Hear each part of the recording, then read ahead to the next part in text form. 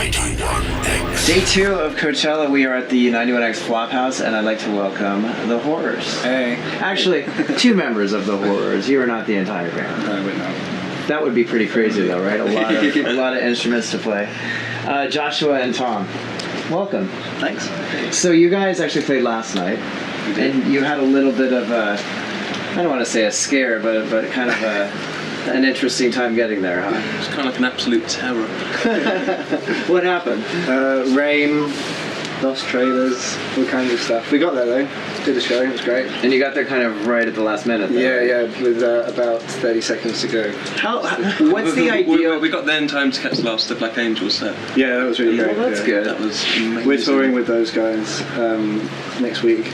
Nice. I really enjoyed it. They've got an amazing guitar player I didn't know about. So I'm really excited about that. So, well, speaking of next week, so you're doing both weekends of Coachella, obviously, like everyone's doing, but you're actually going to go and do some California dates in between, right? Yeah, we're in San Francisco Monday and Tuesday, LA Wednesday, and San Diego Thursday. You hear that, San Diegans? Woo! Make sure you check them out if you don't get to here at Coachella. So you have 3 records out, and I find it very interesting. All at the same time. Yeah, they all came out the same day. You didn't know that? No. But your second 2 were both named at the top of the NME list for records of the year. Was the first one not? We don't know. But I mean, that's got to feel pretty great. It's always nice to receive some kind of positive recognition for the work that you do. That's always nice. But actually, we ran into Pierce Brosnan today and he told us that he really liked seeing us last night. That's actually a bit cooler. That actually means a little bit more. But after it happened the first time, and then a couple years later, when your next record comes out and it also gets named like the #1 record of the year, that is actually pretty cool. Right? I hadn't really thought about it like that. like wow, it Just happened look at the again. other way around to see you put out one that gets put in that list and you put out one that doesn't. Right. Yeah. But that probably happens to most people. I think that's more the norm. I guess so, yeah. 2 in a row is pretty awesome. It's going to be a kick in the teeth when it's down there, number 50. How does that type of critical reception affect the expectations that you set up for yourself? Does it at all, or does it make you feel like, oh wow, we have to strive to impress ourselves even more? To impress ourselves. It's quite funny. It's an odd one. I don't actually really think that that's what I'm saying. It's nice to always get it, but it doesn't actually have any effect on the work that we do or anything like that, because I don't know. It would be Kind of be like the the wrong internal thing. band pressure is so much greater than anything anyone could put on us. Anyway, we always try and strive each other to do something better ourselves, but like anything else just wouldn't. I don't know. That's a nice bonus. The fact that we're all into it, I guess, that's the thing. Then it's all come together. It's all right. How does that internal band pressure manifest itself? All kinds of ways. Trips to the pub. Stuff like that. It can be everything from the most fun you've ever had, because you're just like spending time with the people who are your closest to you, doing something really great together and making stuff together. That's really amazing. And then it can go the other way where you just work. Yeah, I imagine it's almost like being siblings. Like it's exactly like that. Except actually, to be honest with you, I get on the oldest brother. Yeah, exactly. It's kind of a combination of brothers and wives. You know what I mean? It's like a weird fraternal marriage. yeah, that's a really interesting kind of hybrid there. Yeah. So let's talk about your recent touring. Do you guys enjoy being on the road? Do you like touring? I love touring America. Actually. That was my next question. I read somewhere that you said that you think that you enjoy touring the U.S. more than the UK. Yeah, I Why do. is that? Well, I guess because there's a lot of it, and it's it's familiar. Not obviously everyone speaks English. That takes one massive barrier out of touring you usually have. And then we go to Italy and no one understands what you're saying. It kind of makes things to just do stuff and explore. But actually here everyone's really nice and you can get about. And I don't know, I just like America. Do you have a favorite spot in the United States? Portland, actually. I that's great. really love Portland. Montana.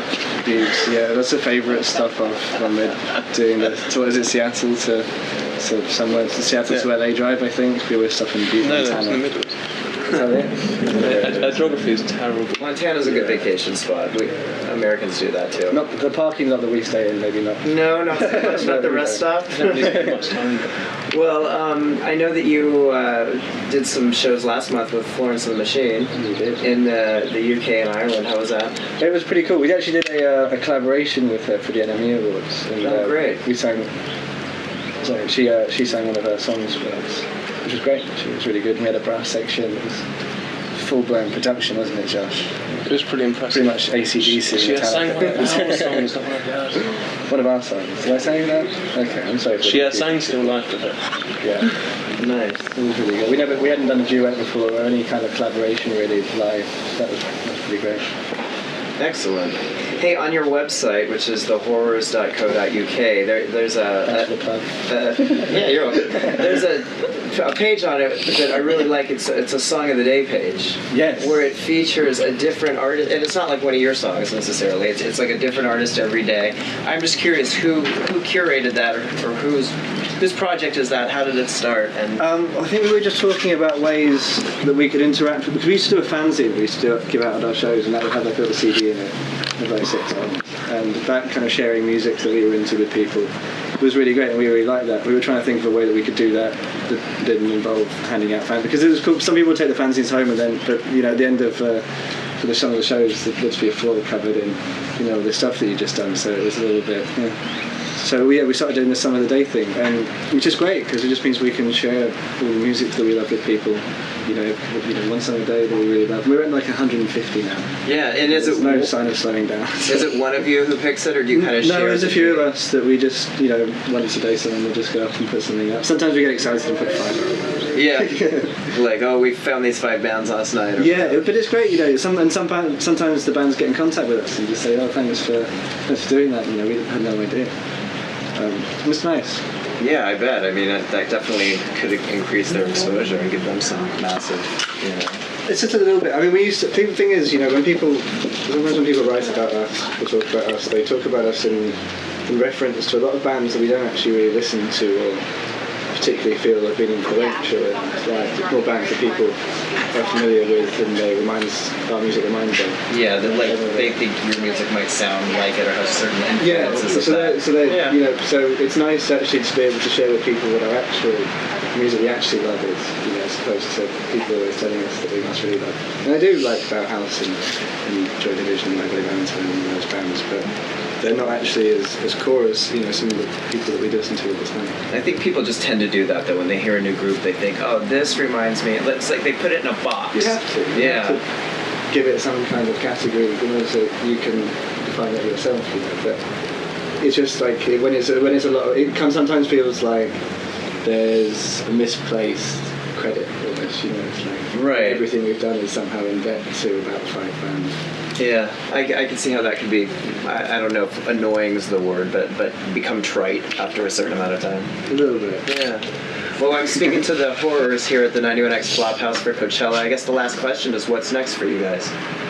We've got this little week, and then we've got a little trip to South America, and Love it. a little UK tour, which should be great. And then we're just going to get back into our studio and do another record. Excellent. Our studio's just doubled in size. Oh, really? So that's pretty exciting. Same studio? Or Same did you studio. move? We've got the room next door now. Oh, great. We've got a little studio complex going on. A special thank you to Ed O'Brien. Yeah, thank you, Ed O'Brien. I hope he's listening, actually. Thank you so much. Excellent. Well, thanks for coming by. Enjoy the rest of your weekend. I hope you get to watch some bands, and best of success to you guys. Thank you very much. Cheers. All right. 91X.